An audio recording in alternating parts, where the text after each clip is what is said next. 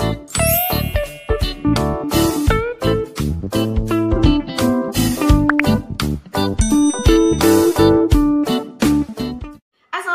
warahmatullahi wabarakatuh. Kembali lagi di channel aku.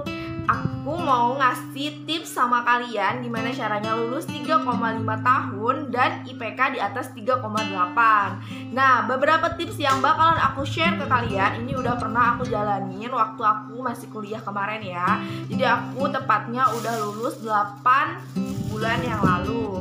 Nah, kali ini aku mau share ke kalian beberapa tips yang harus diikuti agar bisa lulus 3,5 tahun dan IPK sesuai dengan yang kalian inginkan. Yang pertama, niat. Yang pertama harus kalian lakukan adalah niat. Dari awal masuk kuliah itu kalian udah bikin impian-impian apa aja yang harus dicapai, target IPK dan lulus berapa itu wajib. Karena itu akan menjadi semangat kita ketika kita nanti lagi nggak semangat belajar, lagi nggak semangat ngerjain tugas dan melakukan hal-hal yang berat di masa perkuliahan. Nah, yang kedua, ambil SKS full. Jadi pertama itu kita ada SKS yang ditentukan oleh program studi seperti 18 SKS. Nah, itu diambil full karena biasanya semester awal itu tidak bisa mengambil SKS lebih.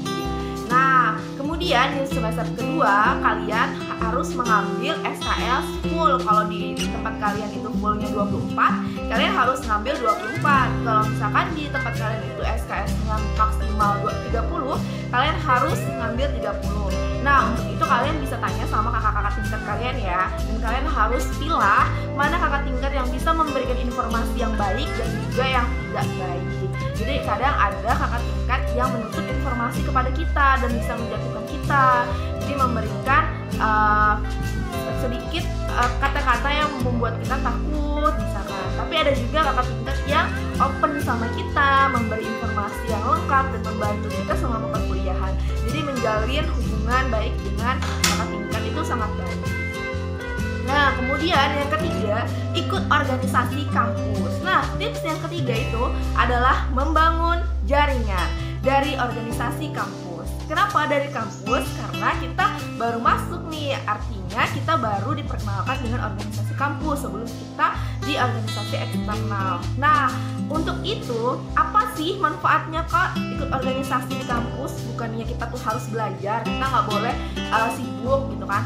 Karena di organisasi kampus itu kita banyak bertemu dengan dosen, banyak bertemu dengan kakak tingkat, dengan teman. Kenapa? Karena itu akan membuat jaringan kita bagus dan membuat pertemanan kita dan hubungan jaringan kita dengan dosen itu bagus. Jadi sangat diperkenankan untuk kita yang baru masuk kuliah itu ikut organisasi internal. Nah, organisasi apa sih yang biasanya ada di kampus? Nanti akan ada di channel aku yang selanjutnya. Kalian bisa lihat di situ lengkap banget aku ngasih tahu tips memilih organisasi di internal. Nah, tips yang ketiga ini berkaitan dengan jalin hubungan baik dengan kakak tingkat tadi ya. Jadi jangan kita menutup diri dan jangan kita sok-sokan gitu masuk kuliah terus kayak tebar pesona apa itu jangan, karena kita bakalan dipandang sama kakak tingkat dan bakal dijulitin. Jadi kalau bisa kakak tingkat itu dijadikan teman dan dijadikan mentor selama kita di perkuliahan, karena kita masih baru, kita belum ada pengalaman di program studi tersebut. Nah, kemudian yang keempat, kita usahakan jadi komti atau jadi orang yang bertanggung jawab lah di kelas gitu, minimal kita bisa bertanggung jawab. Nah, kalau kita dipercaya jadi komti itu sangat membantu sekali kalau kita mau lulus 3,5 tahun dan IPK tinggi. Kenapa? Karena dari sekian angkatan itu pasti yang bisa itu cuma 1 atau 2 aja. Jadi kalian memang harus benar-benar dari awal masuk itu udah di mapping apa sih tujuan yang kalian mau masa perkuliahan. Mungkin ada yang mau kerja sambil kuliah, ada yang mau lulus cepat, ada yang mau lulus lambat tapi berpenghasilan. Nah, itu masing-masing gitu. Jadi nanti kita bakalan banyak manfaat kita jadi komti, karena dengan kita jadi komti kita dekat dengan dosen, kemudian kita dapat perhatian khusus. Misalkan kita ada nilai kita yang lagi down, kita bisa dibantu walaupun cuma 0, gitu kan, karena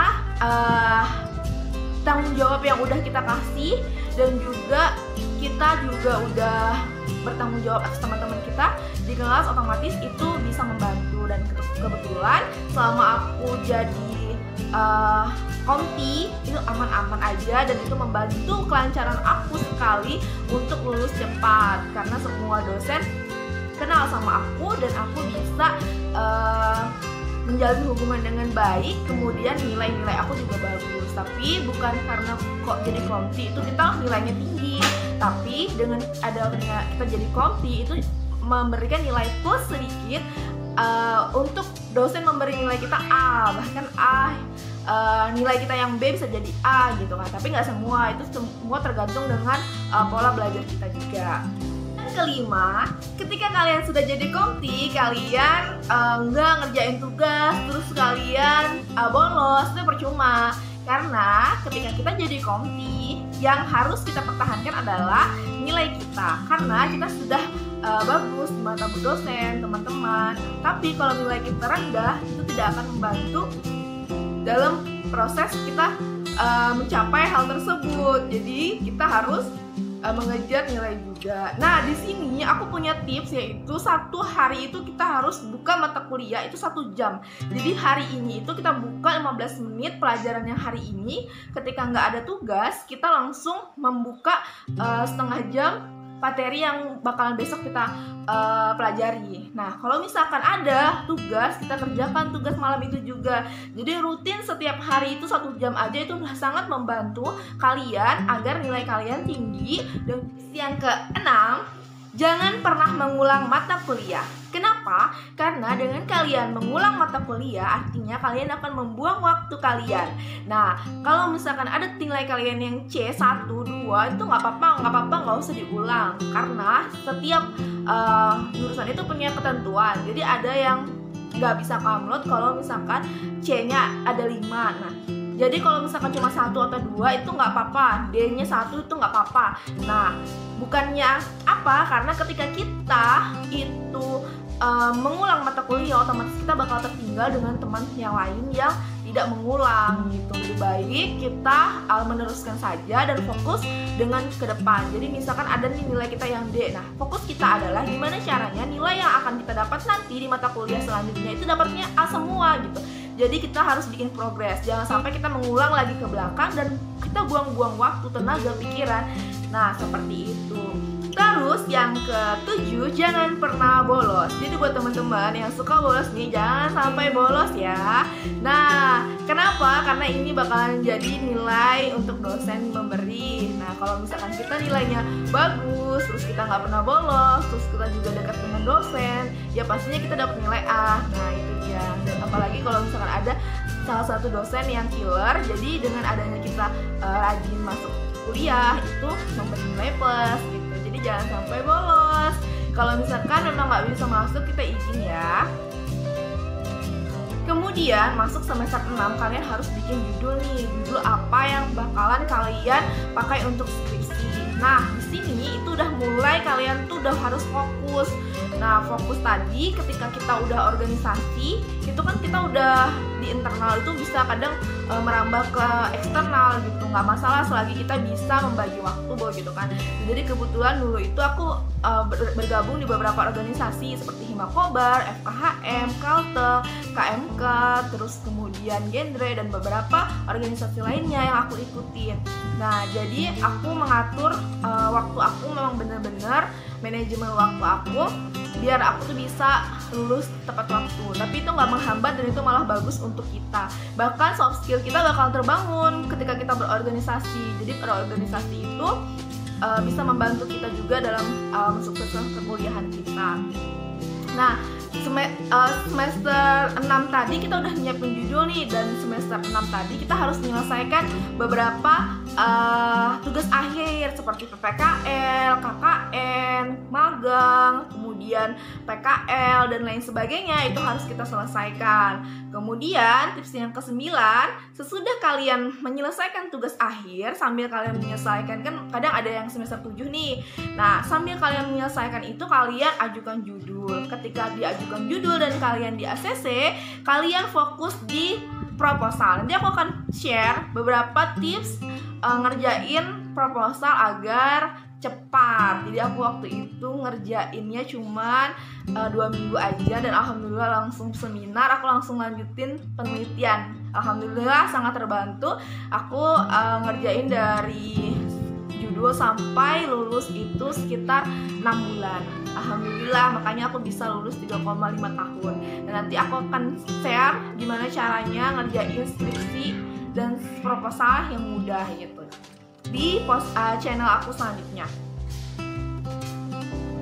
Oke, trik yang terakhir yaitu pilih judul skripsi topik yang kalian suka, seperti hobi atau pelajaran yang kalian suka, atau sesuatu yang kalian suka, atau yang ada di sekitar kalian yang kalian pahami. Nah, kenapa? Karena itu akan membantu sekali dalam proses kalian mengerjakan skripsi tadi. Nah, kalau misalkan nih nggak suka angka, ya udah ambil aja yang deskripsi atau enggak yang kualitatif. Nah, kalau misalkan suka dengan angka dan tidak mau ribet dengan kata-kata, kalian bisa ambil kuantitatif. Nah, jadi itu pilihan kalian dan harus kalian tentukan dari sekarang. Jadi buat kalian maba harus mulai dari sekarang ya, karena semua tuh nggak ada yang instan. Kalau kalian mau nilainya bagus, mau tinggi, mau lulusnya cepat, kalian harus berusaha, dan itu dimulai dari sekarang. Dan untuk teman-teman yang udah masuk di semester selanjutnya, jangan khawatir, ikutin tips dari aku juga. Siapa tahu ini bisa membantu kalian, karena tidak ada yang tidak mungkin. Ketika kalian semester 4 pun bisa mencobanya juga dan bisa menargetkan ini. Karena memang nggak harus dari awal juga. Kalau udah terlanjur, kalau misalkan lebih baik dari awal, tapi bisa kalian ubah yang saat ini kalian udah jalanin. Misalkan kalian malas belajar, ini buat salah satu motivasi. Ini sekedar aku sharing dan aku berbagi informasi, bukan aku pamer untuk nilai dan aku lulus cepat, itu bukan. Karena aku ingin bisa memotivasi kalian semua agar lulus cepat dan IPK-nya tinggi. Terima kasih. Sampai ketemu di channel aku dan video-video lainnya. Dan jangan lupa di-subscribe, di-like, dan komen agar saya semangat untuk memberikan informasi dan konten yang baik. Terima kasih. Wassalamualaikum warahmatullahi wabarakatuh.